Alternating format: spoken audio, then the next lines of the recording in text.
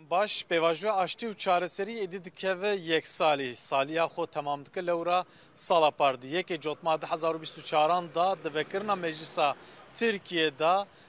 سەرۆکێ MHP دەولەت باهچێلو چوودبوو دەستێ هەفسەرۆکێ دەم پارتیە تونجار باکر هەنوو پارلەمەنتەرên دەم پارتیە گرتبوو پشتێوەیەکێ ژی داویە مەها جۆتمەهێدا ژی 22 جۆتمەهێدا ژی داخویانیە سەرۆکێ MHP دەولەت باهچێلی کو بۆ بانک لە ئۆجاڵان کردبوو پشتێوەیەکێ ژی ئیدی باوەیەکە فەرمی پێواژوی ئاشتی و چارەسەریە دەست پێکرد ساڵێکە دەرباس بوو ئیرۆژی ڕۆژێکی گەلێکی گرنگش بۆ سیاسەتا نافخویە تورکیە لەورە ئیرۆ پارلەمەنتە تورکیە پشتی ناوبەرێکە دمەهونیبان دەست بکار و خەباتên خوێن یاسایی کردن ژلۆماژی هێوی و بەندەواریژی ji pêvajoyê gelekî zêdeyî lewra Komîsyona Aştî û Çareseriyê hevdîtinên xwe hema temam kir sibê wê hukuknasan guhdar bike pişteveyekî ji wê raporeka aştiyê wê pêşkêşî parlamentoyê bike û tê çavarêkirin ku zemîneke yasayî bê amade kirin li ser vê pêvajoya aştî û çareseriyê em ê li gel kesekî pispor akademisyen û siyasetmedar ku hem bi siyaseta Kurd re hem jî bi siyaseta Tirkiye re elaqe û peywendiyê wî heye em ê biaxivin ew jî akademisyen û siyasetmedar Ufuk Urası. Hocam yayınımıza hoş geldiniz öncelikle. Bugün meclis açılışı var. Yeni yasama yılı. Tabii süreçle ilgili beklentiler var. Ne umuyorsunuz? Çe hevî dikin de çi bibet pêvajoya nû ya parlamentoya da ve heyamê da destpêkeke parlamento ve dibe giring e meha cotmehê gelekî giring e bi egerek de hindekî yasa wê derkevin çarçoveya yasayan dê derkevin di nav cotmehê de ev yasa dê temam bin em bihêvîne bi rastî di heştê cotmehê da pêvajoya da tiştekî giring çêbe parêzerên Demirtaş gotin ku dê heştê cotmehê Demirtaş bêne berdan bi taybetî ew siyasetmedarên ku doza Kobanî de hatine girtin bêne berdan wê bêne berdan em demeke dirêje hêvî dikin û dipên piştî derxistina yasaya înfazê em li hêviyê bûn ev tiştên sembolîk in û jestên giring in dibe ku gavên wiha bêne avitin sibe dê komisyon bicive û guh bide parêzer û huquqnasan û dê li parlamentoyê çi bibe di komisyonê da geşedanên dawî çi be û hêviyê ji komisyonê izlêdane hûn dixwazin çi bibêjin bi giştî li komisyonê hevahengiyek heve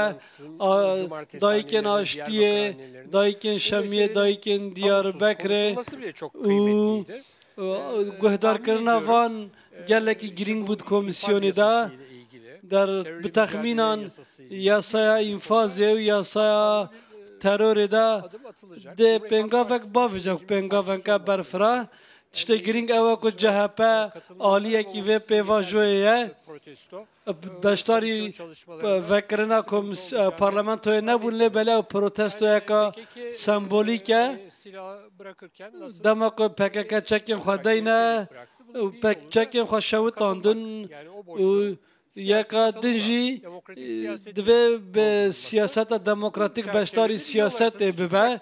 nexşereyeke wiha divê wê derkeve em dipên li ser destpêka pêvajoyê da yek jî meseleya Rojava û Sûriyê bû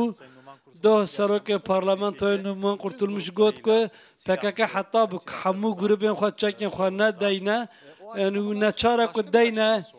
û piştî wê daxuyaniyê jî got go ji bilî Tirkî ti zimanekî din nabe zimanekî fermî yanî piştî hevdîtina Erdogan û Trump dê pêvajo bi kuva biçe ji ber ku bi heva eleqedarin hemû bi ser hevan hem pêvajoya Rojava hem jî mijara zimanê dayîkê ya Kurdî fermîbûna wê dê pêvajo çawa pêş ve biçe ez bawer nakim ku bixetime ev pêvajo ew gotûbêja li gel Trump jî dê bandoreke erênî li vê pêvajoyê bike ya wek ji ber ku networkeka gerdûnî ev têvên bênirxandin talebeka ku daxwazeka ku Kurdî bibe zimanê fermî ji xwe nîne lê ji bo perwerdeya zimanê Kurdî dibe pêngavên destûrî bêne avitin Abdullah Öcalan dibe welatê hevper û dewleta hevpar dibêje معناه چیه که همون کس به زمان خود به ناسنامه خود ناو دولت و ولایت دا خود ifade بکه با عالی سیویلی و ویتشتید بجه اگر که اف نبه پرسکریکا کرد برین دموکراتیک چاره سر نابه با اوه که دموکراتیک چک گرینگه دوه جه آمد سپور بردن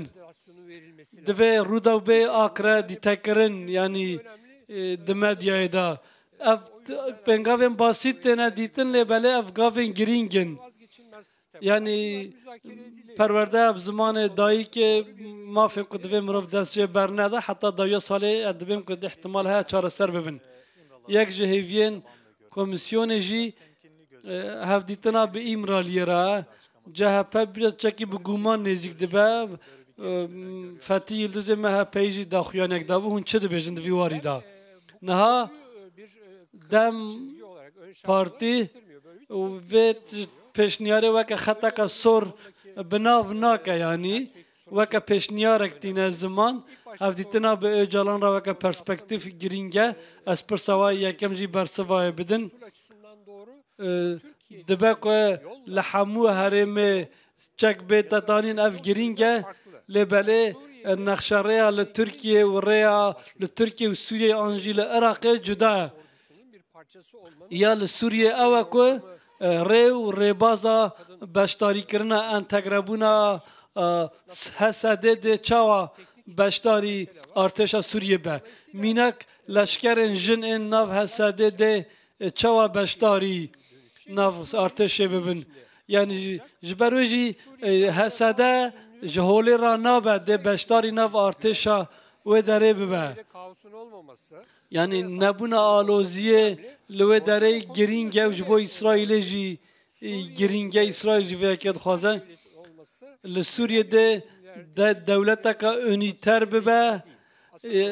hebe ne astenge ku desthilatên rêveberiyên xwe ser bêne zêdekirin rêveberiyên xwe cihî ev dibe ku ji bo bibe çareserî yani ne nakokîne ev tişt. Parlamentoyekî ku me got îro dest pê kir saet duyan da vebû sisiyan da îdî ji xwe civata giştî dest pê kir sibê jî wê komisyona aştî û çareseriyê li Parlamentoya Tirkiye wê guh bide saziyên hiqûqî yên wekî ÖHD ku saziyeke parêzerên Kurda pêk tê û her wiha piştî vê yekî wê raporeke amade bike û rapor wê pêşkêşî Parlamentoya Tirkiye bike tê çavarêkirin ku di demekî Kurda jî di nav da hevserokên Dem Partiyê Tuncer Bakiran û Turaya Hatîmoğulları şandeyeke berfira ji Dem Partiyê serdana İmraliyê bike û li gel rêberê PKK Abdullah Öcalan re jî hevdîtineke pêk bîne pişteviyekê jî egereyî ku şandeyeke ji komisyona Tirkiye biçe serdana Öcalan bike li gel Öcalan jî hevdîtinan pêk bîne wekî ku me got geşedanên di pêvajoya aştî û çareseriyê da bi vî awayî em ê jî kelî bi kelî bişopînin.